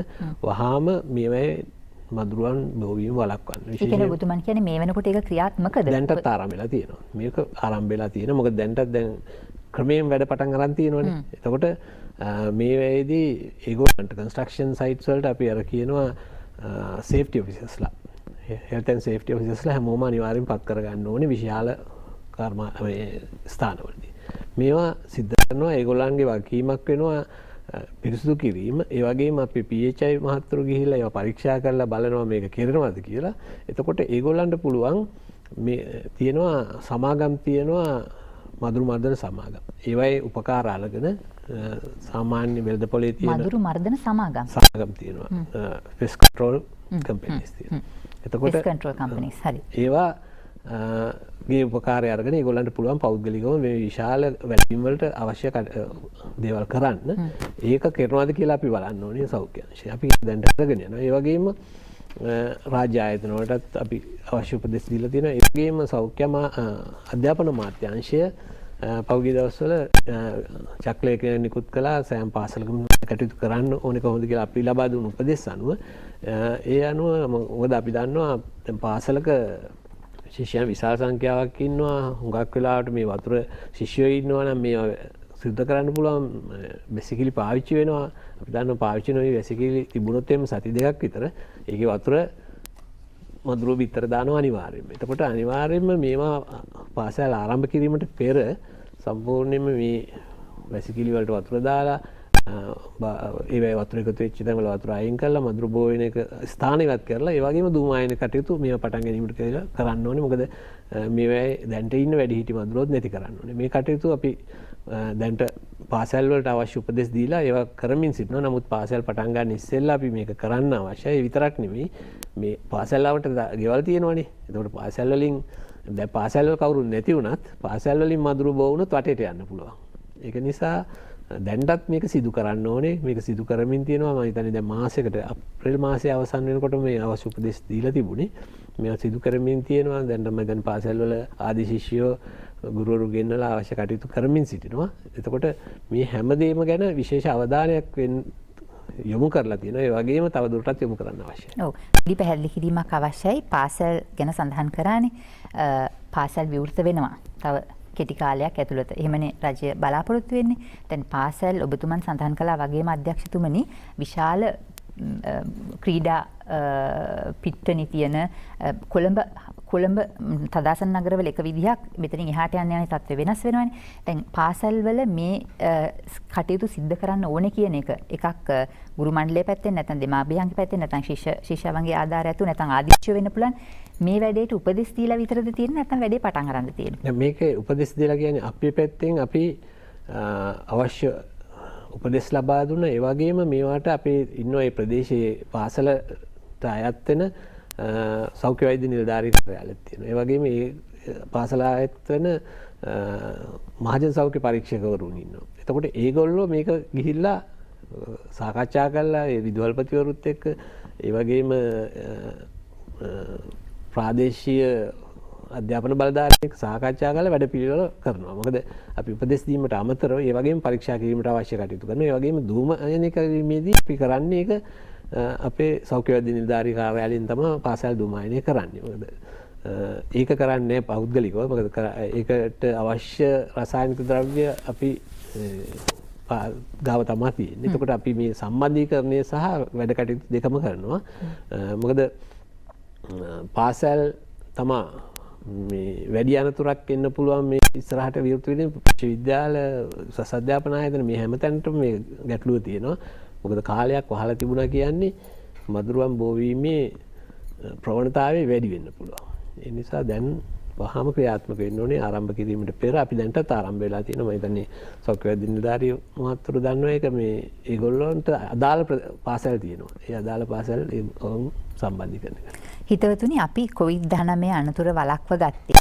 ඒ අනතුර පාලනය කරගත්තේ රජය සෞඛ්‍ය අමාත්‍යාංශය සෞඛ්‍ය අංශයේ මේ දීපු උපදෙස් හොඳින් තේරුම් අරගෙන හිත හදවතින් මේකට කැප වෙලා ඒක අපේ දෙයක් හිතාගෙන අපේ ජීවිත ආරක්ෂා කරගන්න අපි ආදරය කරන අයගේ ජීවිත ආරක්ෂා කරගන්න අපි ක්‍රියාත්මක විය යුතුයි කියන තැන ඉඳලා අපි යෝජනා කරන්නේ ඔබට මේ ඩෙන්ගු මර්ධනයේදීත් මේ ඩෙන්ගු රෝගයක් මාරාන්තික රෝගයක් මේ මර්ධනයේදීත් අපි ඒ ආකල්පෙම ඒ ඇටිටියුඩ් එකම ඒ හැඟීමම එක්ක තමයි මෙයටත් එළඹෙන්න ඕනේ කියලා. මොකද ජීවිත ආරක්ෂාව අපේ ඔබේ අපි ආදරය කරන අයගේ අපේ රටේ. ඒ නිසා කෙටි විරාමයකට පස්සේ නැවත වතාවක් සාකච්ඡාවට එමු.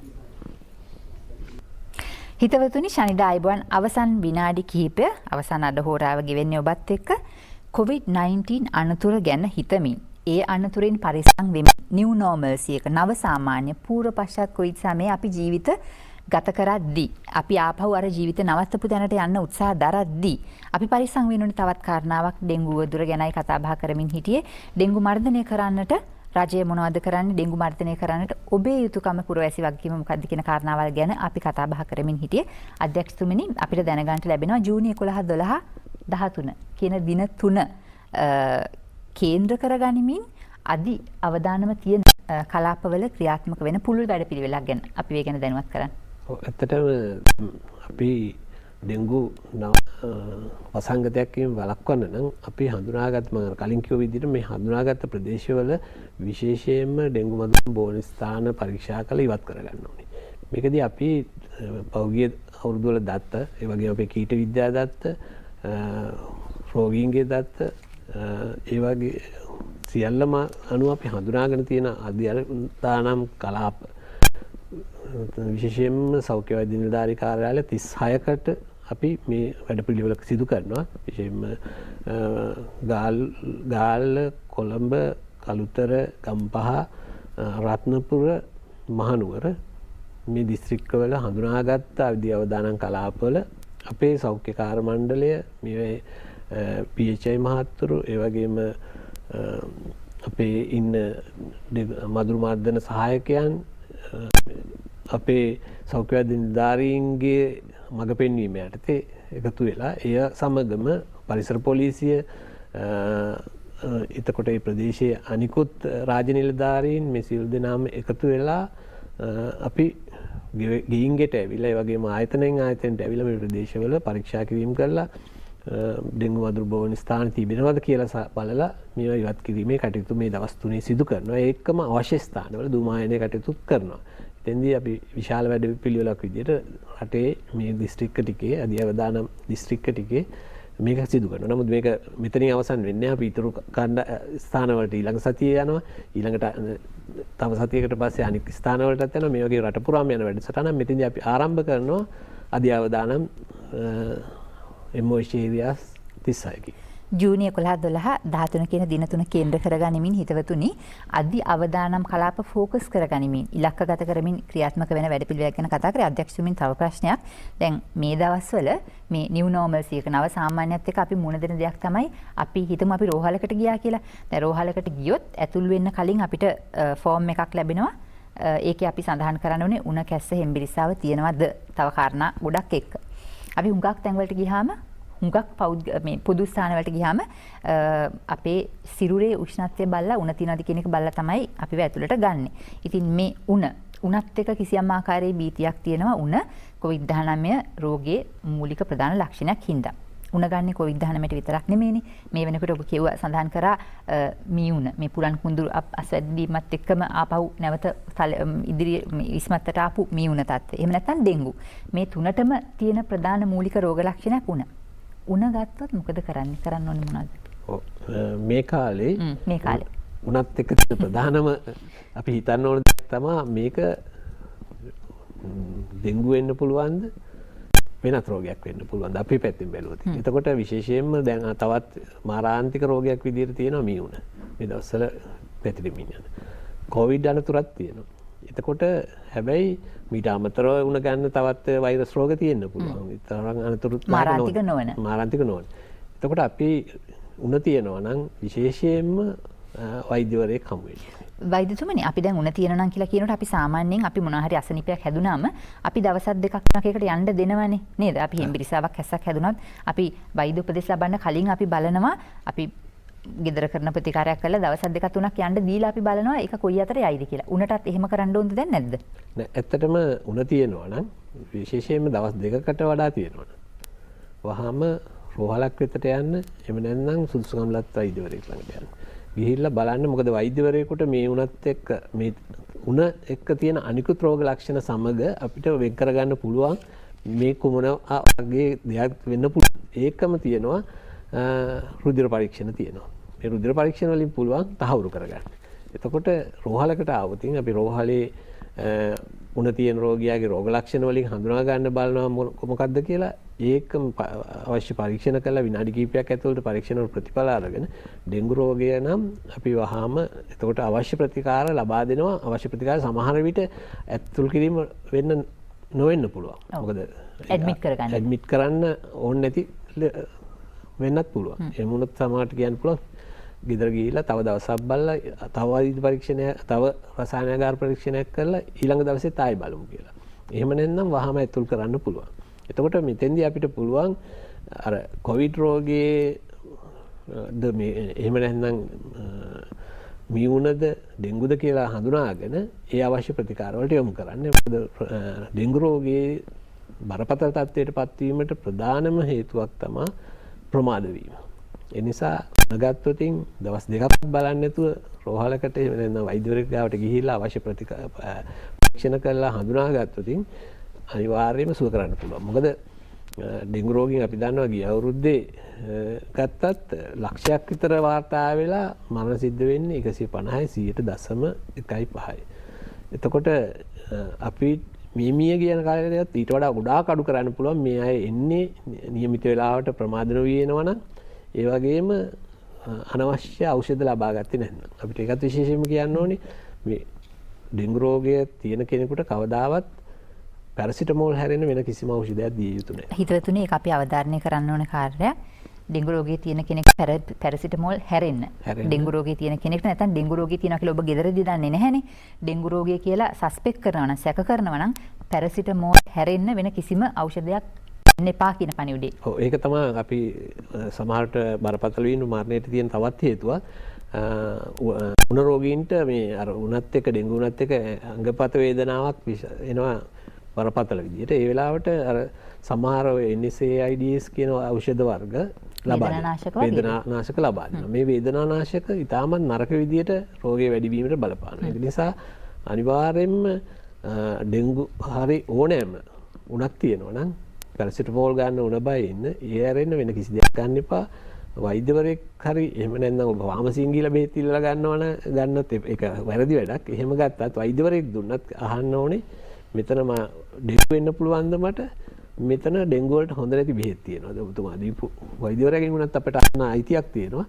මේ දීපු බෙහෙත් අතර ඩෙන්ගු වුණොත් හොඳ නැති වෙන බෙහෙත් තියෙනවාද කියලා. එතකොට වෛද්‍යවරයාට සමහරට මතක් වෙනවා මෙතන ඩෙන්ගු වෙන්න පුළුවන් ඒක නිසා මේ දෙන්න ඕනේ නැති බෙහෙතක් දෙන්න ඕනේ නැහැ කියලා. ඕනම කෙනෙක් අතින් අත්වැරදීමක් වෙන්න පුළුවන් වෛද්‍යතුමනි. ඒ නිසායි අධ්‍යක්ෂකතුමා කියපු කාරණාව නැවත අවධාරණය කරන්නේ මේ කාලේ COVID-19 අනතුර තියෙනවා, ඩෙන්ගු අනතුර තියෙනවා. ඒ නිසා වෛද්‍යවරයෙක් ඔබට නිර්දේශ කරොත් උණකට බෙහෙතක් ඔබට අහන්නට අයිතිය සහ අවශ්‍යතාවය තියෙනවා. මෙතන ඩෙන්ගු වලට බලපාන්න පුළුවන් ඖෂධයක් තියෙනවද කියන එක. ඒකයි ඔබතුමා සඳහන් ඒක විශේෂයෙන් වැදගත් වෙනවා. මොකද අපි දකිනවා මරණ වලින් වැඩි සංඛ්‍යාවකට හේතු වෙන්නේ අපිට වළක්වා ගත හැකි මරණ තියෙන්නේ. මේ මරණ එකක් තමයි මේ නුසුදුසු ඖෂධ ලබා දීම. අනිත් එක තමයි ප්‍රමාද වීම.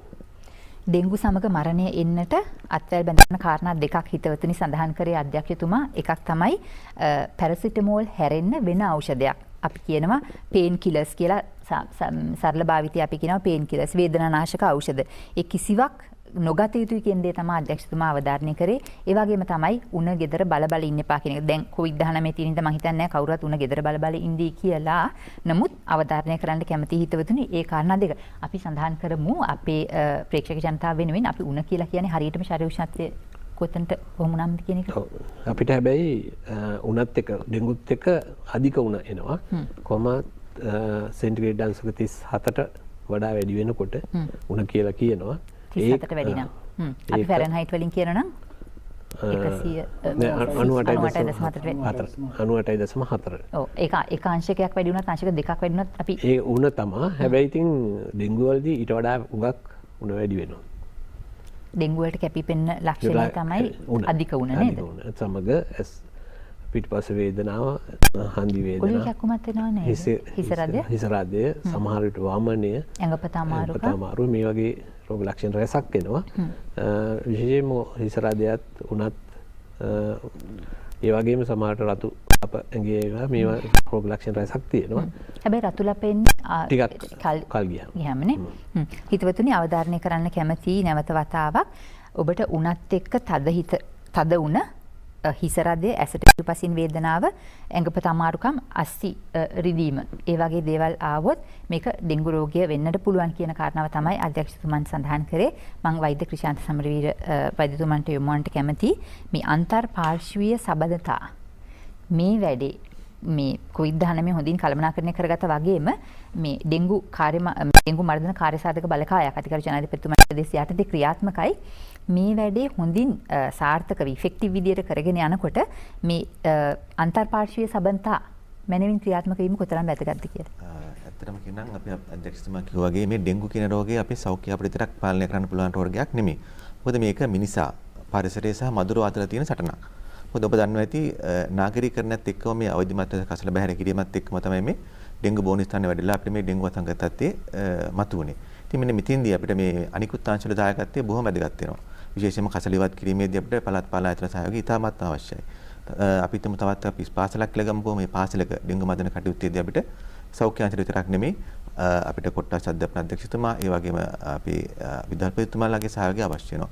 ඒත් එක්කම අපි අනිකුත් අපි තුමු ඉදිකිරීම පරීක්ෂය කියලා ඉදිකිරීම පරීක්ෂෙත් අපේ සෞඛ්‍ය අපිට විතරක් ගිහිල්ලා අපේ මහජන සෞඛ්‍ය පරීක්ෂකවරුන්ට අනිකුත් අපේ සෞඛ්‍ය කාර්ය මණ්ඩල විතරක් ගිහිල්ලා මේක දවස් ගානේ පරීක්ෂා කරන්න බෑ.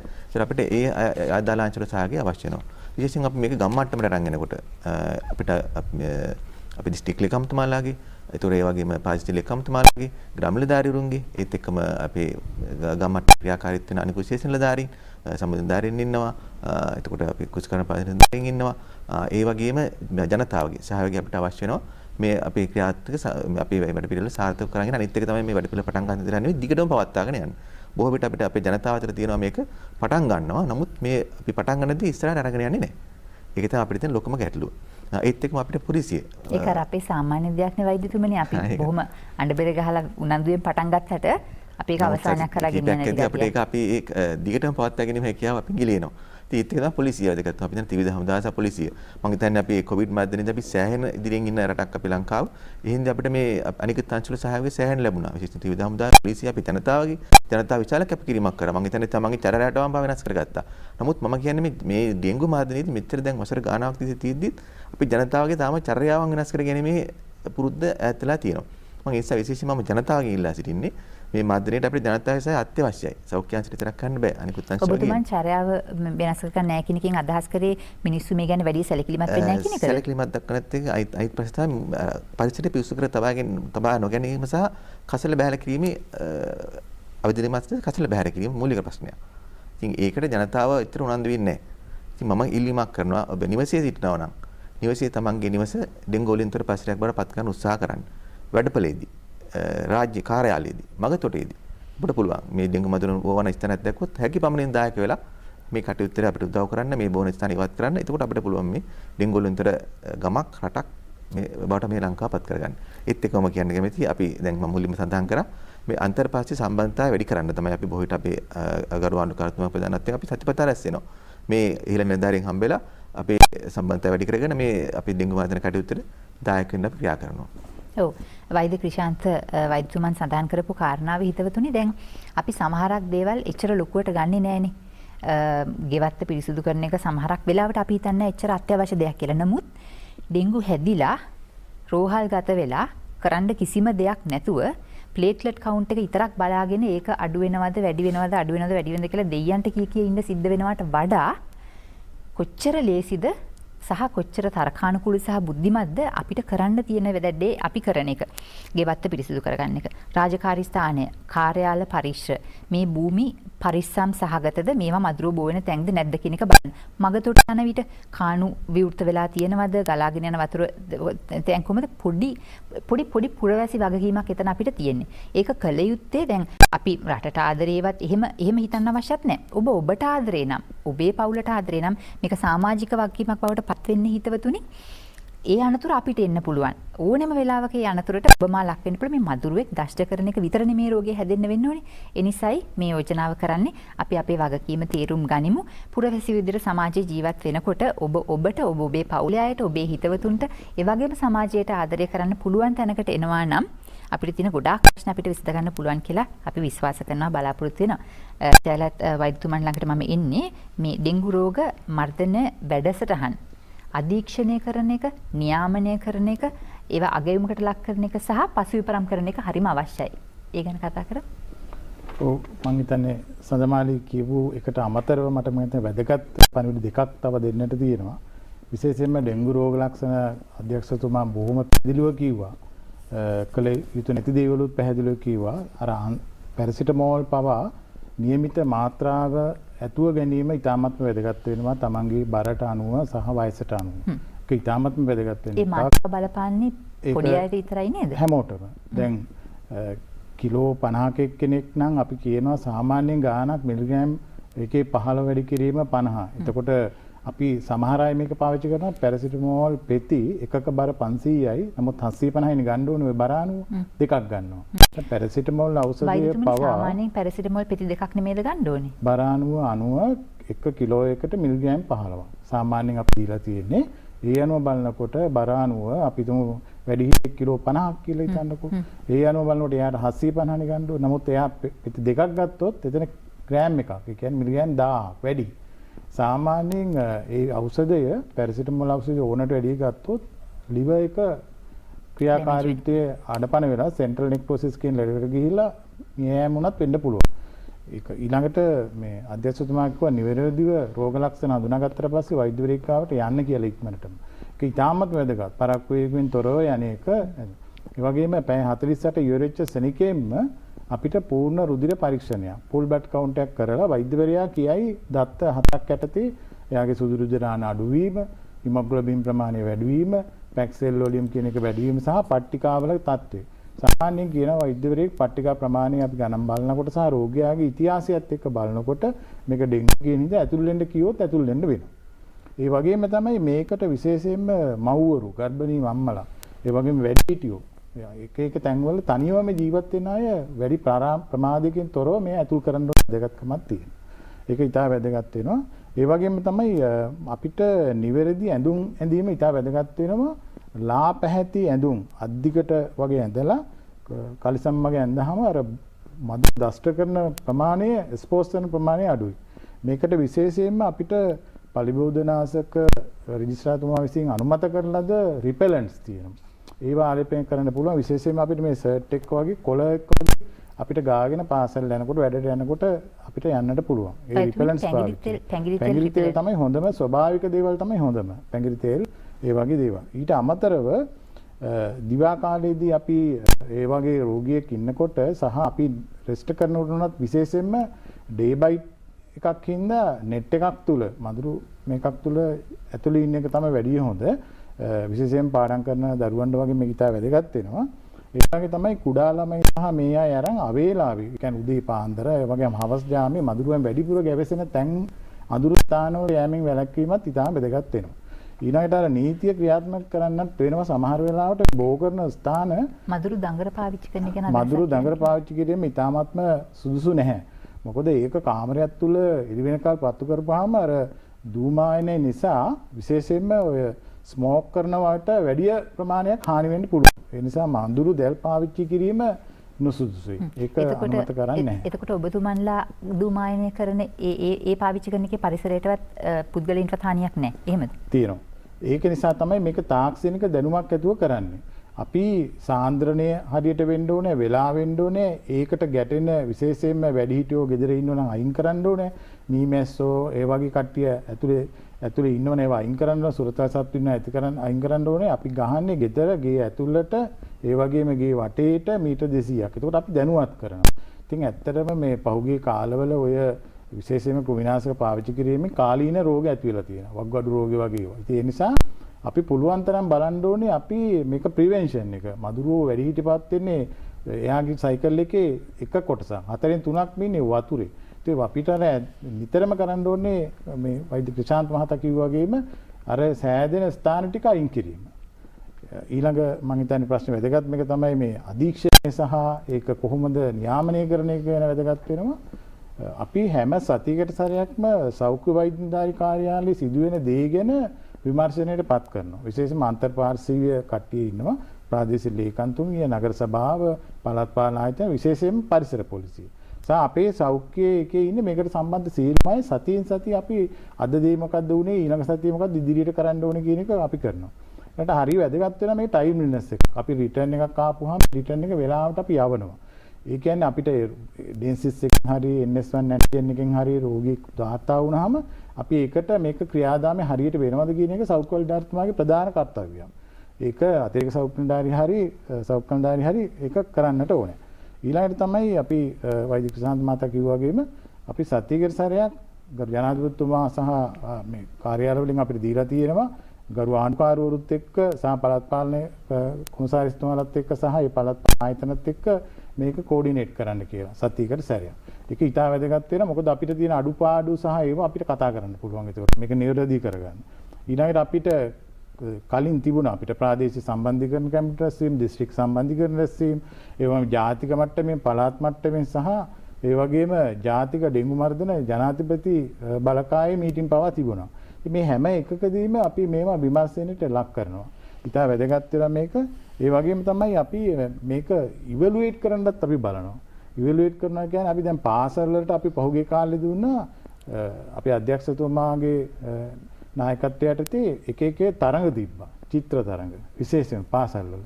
ඒ වගේම තමයි බෙස්ට් වීඩියෝ ක්ලිප් එකක් හදන එක. ඒ වගේ වට දුන්නා. ඊළඟට නව නිර්මාණ. ඒ වගේ විශේෂයෙන් වැදගත් වෙනවා. ඒ වගේම තමයි අපි හොඳ ආයතන ඇගීමට ලක් කරනවා. මේක අපි හැම දැන් අපි කන්ස්ට්‍රක්ෂන් සයිට් එකක්ම රජයේ ආයතනයක් හැම එකෙම අපිට මාසික වාර්තාවක් එවනවා ඒ ස්ථානයේ තිබිච්ච ඩෙන්ගු මර්ධන කටයුතු. ඉතින් මේ වගේ මම හිතන්නේ ඉතාමත්ම හොඳට අපි මේක අධීක්ෂණ කටයුතු සිද්ධ වෙනවා. මේක අපි විතරන්නේ වසන්ත රෝගාංශය විශේෂයෙන්ම ඒ වගේම ඩෙන්ගු මර්ධනයේ පළාත් සෞඛ්‍ය සේවා අධ්‍යක්ෂක ඒ වගේම ප්‍රාදේශීය සෞඛ්‍ය සේවා අධ්‍යක්ෂක සහ අනිකුත් අන්තර්පාර්ශ්වීය කට්ටියත් එක්ක මේක අපි එකිනෙකට සම්බන්ධ කරලා තමයි මේක කරන්නේ. මේක තනි පුද්ගලයෙකුට කරන්න බෑ. විශේෂයෙන්ම අවසාන වශයෙන් මට කියන්න ඕනේ මේක අපි සියලු පුරවැසියන්ගේම වගකීමක්. ඩෙන්ගු කියන එක මේක මේ মালටි ෆැක්ටර්ස් තියෙන තැනක්. ඒ නිසා අපි හැමෝගෙම ලොකු වගකීමක් තියෙනවා මේ කටයුත්තේ. හිතවතුනි COVID-19 පාලනය කළා අද දවසේ අපි භුක්ති විඳින මේ සැනසිලිදායක තත්ත්වය ඇති කරගන්නට පුළුවන් උනේ ඔබ ඔබේ පුරවැසි වගකීම ඉතා මැනවින් තේරුම් ගැනීම සහ ඉටු කිරීම නිසා. අපි ප්‍රයෝජනා කරන්නේ ඩෙන්ගු මර්ධනය සඳහාත් ඔබේ පුරවැසි වගකීම තේරුම් අරගෙන හදවතින් මේට කැප වෙලා කටයුතු කරන්න වඩාත් ආරක්ෂා සහගත සුරක්ෂිත හෙට දිනයක් උදා කරගන්න බලාපොරොත්තුවෙන් තමයි මේ සියල්ල ඔබ වෙනුවෙන් මෙලෙස ඔබ හමු තබන්නේ. අප සූතිවන්ත වෙනවා වෛද්‍ය අරුණ ජයසේකර මැතිතුමන්ට, වෛද්‍ය ක්‍රිෂාන්ත සමරවීර වෛද්‍යතුමන්ට වගේම වෛද්‍ය ජයලත් ගුණතික මැතිතුමන්ට කෙටි කාලයක් ඇතුළත තොරතුරු ගොන්නක් ඔබ ඉදිරියේ තැබීම ගැන. ඒ වගේම තමයි අපි ජාතික රූපවාහිනී සභාපති වෛද්‍ය නිහාල් ජයතිලක මැතිතුමන්ට සූතිවන්ත වෙනවා මේ සම්පත්දායකින් සම්බන්ධීකරණය කරන්න වගේම වඩා හොඳින් ඔබව දැනුවත් කරන්නට අවශ්‍ය උපදෙස් සහ ඒ අපිට මඟ පෙන්වීම නිරන්තරයෙන්ම කිරීම සම්බන්ධයෙන් අපි අපේ සභාපතිතුමාට සූතිවන්ත වෙමින් වඩා යහපත් හෙට දවසක් වෙනුවෙන් ප්‍රාර්ථනා සහගතව ඔබෙන් සමුගන්නේ ශනිදා ආයුබෝවන් මෙලෙස අවසන් කරමින් ආයුබෝවන්.